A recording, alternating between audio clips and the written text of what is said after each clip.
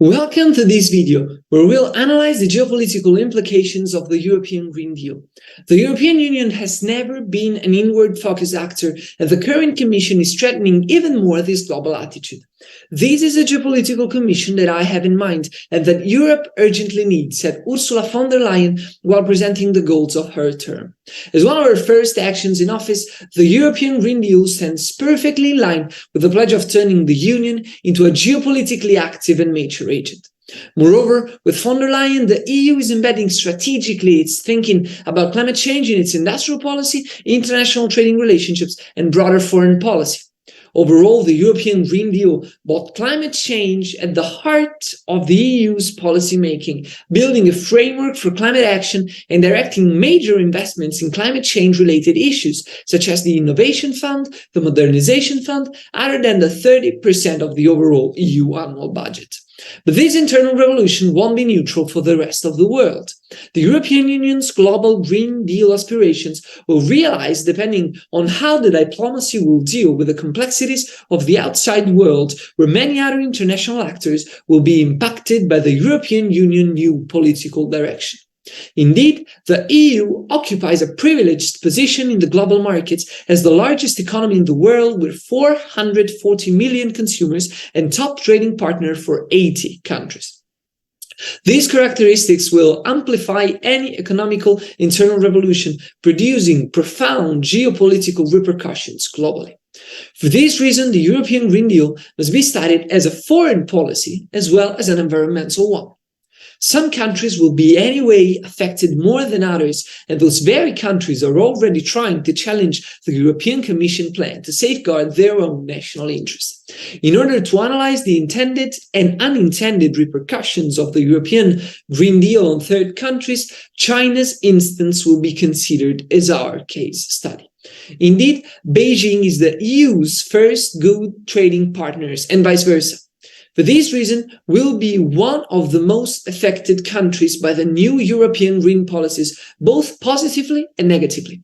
China and the European Union are both cooperating and competing for a greener future as main characters in the field, as the United States lost their political credibility and reliability in climate change issues after Trump's administration. The more climate action becomes instrumental to economic interests, the more European Union and China will compete and cooperate with each other. To manage this new relationship, the EU will need to understand necessarily what are going to be the most dramatic effects Beijing will suffer because of the Green Deal. So how will China be affected? As a major partner of the Union, China will experience both positive and negative effects following the European Union green policies implementation. In line with the first objectives of the European Green Deal, no net emissions of greenhouse gases by 2050, the Union will need to phase out an energy system majorly reliant on carbon-intensive sources. Europe's dismantling of its fossil fuel dependency will negatively affect more than one trading partner, since the fall in crude oil demand by 20% resulting from Europe's transition will depress prices for all exporters.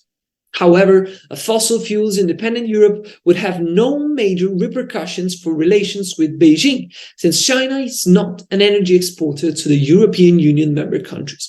Moreover, as a net importer of crude oil, Beijing would largely benefit from a decrease of oil prices to boost its economic growth.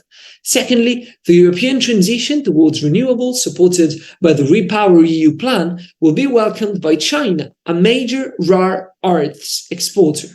Moreover, Beijing's self-perception about its role in the climate action is related to being a leader in the green technologies of tomorrow. On this idea, the Made in China 2025 strategy was built, aiming at turning the country into a global power in many green high-tech sectors. The results are undeniable. China's factories produce 3/4 of the global photovoltaic panels. They are responsible for over a third of the world's wind turbine market and dominate the global production of electric car batteries. For Europe, independence from fossil fuels could thus mean dependence on China, which will further increase as demand for green technologies rises. Indeed, projections show how yearly the critical minerals demand for wind turbines in the next 30 years for the EU will increase between 2 and 15 times. On the other end, whereas some positive aspects have been underlined, many other threats of the European Green Deal are perceived as harmful from a Chinese perspective.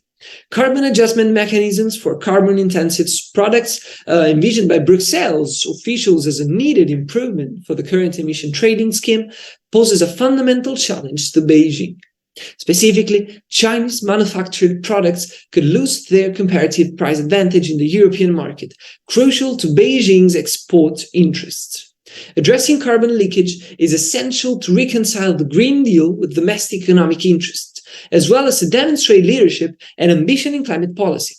The main challenge for the European Union in this area will be to devise a border carbon adjustment mechanism that is compatible with WTO law, not undermining the interests of the global south, and incentivizing at the same time other major emitters to follow a similar approach rather than engage in tariff wars.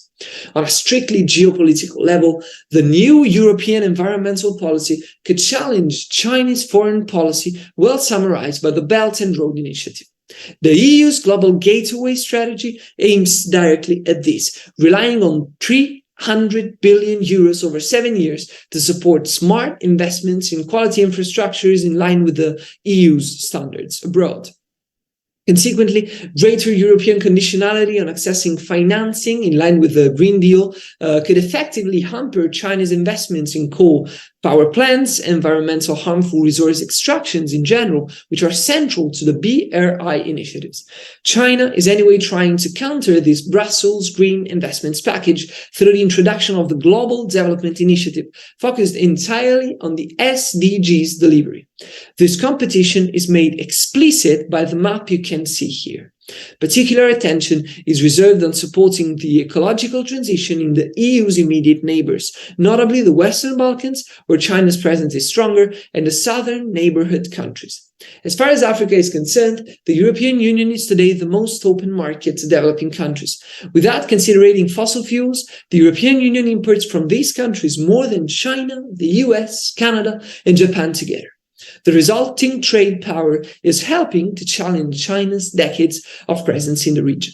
So how could we mitigate this? China and the European Union will inevitably engage on climate and environmental related issues. How these two major players will act on specific issues will have a major impact on the global climate action. Technology, raw materials access, the inclusion of environmental externalities in the international trade logics, and relationship with third countries in the global south are all key issues where the competition between the two actors will effectively take place. Here, the future of our world will be shaped. Examples of productive dialogue between the two are the talks on international carbon markets, as well as the joint dialogue on land use and climate change. But that's not enough. Managed properly, these relations could result in a major driver for positive and good for all change. Managed poorly, this challenge could be transformed into a race to the bottom, with the two actors focusing on trade-related disputes rather than a common effort for the future of all. And these would threaten not only the European Union-China relations, but the European Green Deal overall. Thanks for watching.